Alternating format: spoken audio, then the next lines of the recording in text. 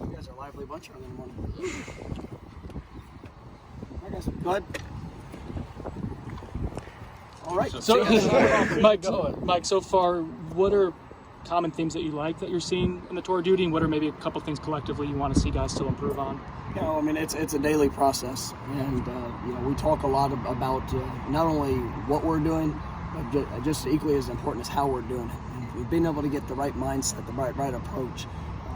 Everybody in the country is going through winter conditioning. Everybody in the country is going through a strength conditioning program. But how your mindset and approach each and every day to the standard, to the expectation, and that's what I'm looking for. And I'll tell you that we still have a lot of work to do. I mean, today it was a little humid, a little hot.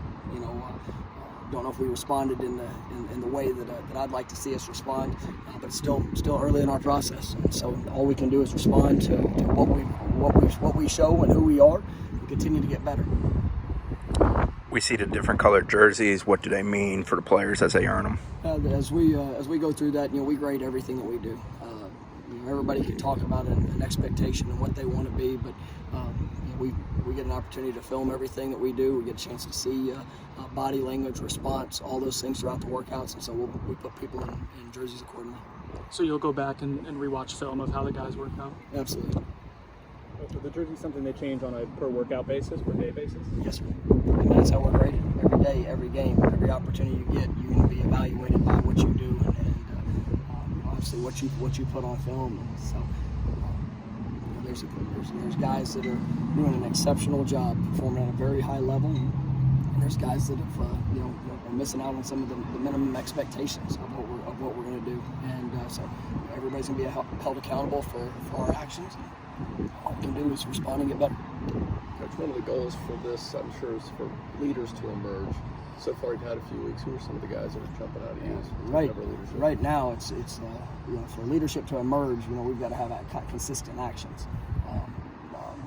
I think leadership will show over time. Nobody yet. In reality, because we're not consistent enough to have the leadership that's necessary. Right now, we need our coaches to lead.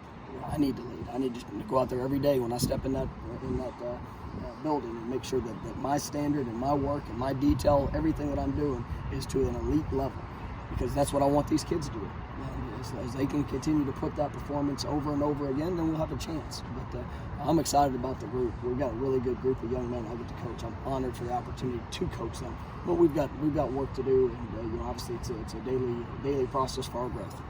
How much progress have you seen since the beginning of this until now? We've seen progress, no doubt, but it's I think it's an understanding of what the expectation is, and then having to match that expectation. It should get harder every day. We talk about what our standards. I'm not focused on what we're going to do here in spring ball yet. I'm focused on today being better than we were yesterday. And if we're not going in there and being the best version of ourselves with every rep that we have, with our mindset, with our approach, then we're not maximizing the day. And so there should be a natural progression to what we're doing. But the standard is what I want to see in every aspect of it. The actual regimen, did Coach Storms design the layout and I guess the course that they go through, or how did that come about? Well, to be honest with you, it's something I've been kind of a part of for the last 14 or 13 years. It truly started here in this practice field. My former head coach, Coach Graham, he was a high school coach at Allen High School. He came out to watch Coach Bowden and this team for a week, and he watched their old school mat drills and what they did and how they did it, and that's where you get the edge, and that's where the mindset and the approach comes. Obviously, we've continued to develop what we do and tie things to this team and what we want to see, but the core of it started here with one of the greatest programs in the country that was the most consistently successful program in the history of college football. And that's where we got it from, and it's pretty special to bring it back. So now the coaches are leading. The obvious thing is you want the players to eventually be the leaders. Is there a hopeful timetable of when that happens, or is it just one of those that happens when it happens? I mean, it's going to occur when the words equal the actions. At the end of the day, I think everybody wants to push leadership, so who can get up and give a great speech. Leadership is not about a speech. It's about consistent action, day in and day out to the standard, right? And then if we can focus on ourselves and continue to push and continue to be that example, then when it's time to say something, then people might actually listen. So it's every day.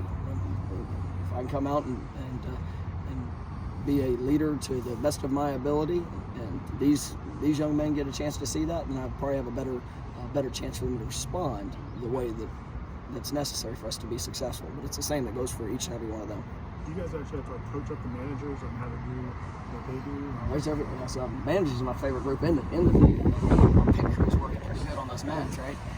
Get some big bodies are sweating all over the place and between every rep. And that's a great example. When those guys, they go in there, they got a passion, they got a purpose.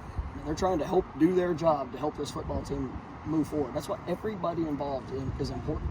Everybody involved has a role and a responsibility. Not everybody can coach, but everybody can make an impact. And that's what we're trying to push when it comes to our academics, when it comes to our athletic training, strength and development, the managers that are helping set things up. And we want this to be the standard of how we operate every single day. So are you watching everybody else, not just the players? Everybody gets evaluated. Right? I evaluate myself.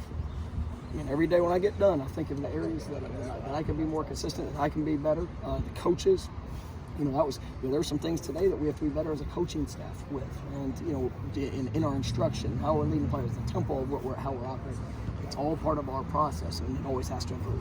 When you as a head coach, you being that active and that vocal in the drills, is that a conscious choice, or is that just how you're wired? You know what I mean? Like, are you doing that so they see it, or is that just how you are? There's everything from what you see from me is going to be who I am, and I love what I get to do. I'm in coaching because I want to impact. I want to be able to help inspire. I want to be able to teach. I want to make sure that everybody's kind of building and pushing in the same direction, because we've got guys that are in the program right now that are way more than they've ever weighed. They're stronger than they've ever been. Are working at a level that is extremely impressive. Responding to that success and some of the positive gains, and that's harder sometimes than responding to adversity, because you get complacent, you get comfortable, you feel like you've arrived. So that's why everybody's got to push, and I'm here to help those guys in that process. Okay, practice starts on March 7th. What's between now and then? What's the schedule? What do you guys hope to accomplish in the next couple of weeks? It's good now. We've got signing days passed. I gave the coaches a couple of days around the weekend. It's been a constant go since last July for a lot of us, and so it was good. It was good to get a couple of days with a long weekend. But now it's back to all of our folks and developing our players. We're going to be able to get some time in meeting rooms within our 8 hours. We're going to be able to continue to ramp up our tour of duty. We're going to go to two workouts a week with that, which is going to be good. I'm going to get probably into some position-specific drills of changing direction and making sure that we're working the agility aspect of what we're doing at each position. But it's about continuing to build the mind. And at the end of the day, it's just every opportunity we can be in front of our players, we can continue to build those relationships, we can inspire them to be better, and then it's a day that's heading in the right direction. You guys have a couple practices before spring break coming up. Is that by choice, or is that just because of the way the schedule? Yeah, more the way the schedule rolls. I mean, I think it's a good schedule because of how early we start in spring classes. We started back on January 6th, and I think our first time that we were in here was that first Friday. And so there's been a good amount of work. So we're going to get a good winter conditioning session with Coach Storms. I think you can already start seeing some of the changes in our guys' bodies. As you can see today, we work. So we're working to build that conditioning level so that we can maximize the 15 practices that we have. But it's not just a physical condition; it's a mental condition. That's something that we're going to continue to work on. But we will get the 3 practices before spring break, which will get a nice introduction, and then we'll come back after spring break and really roll through it. All the way to April 19th through the 18th, big spring game. All right, thank you, Coach. Nice seeing you guys. Thank you.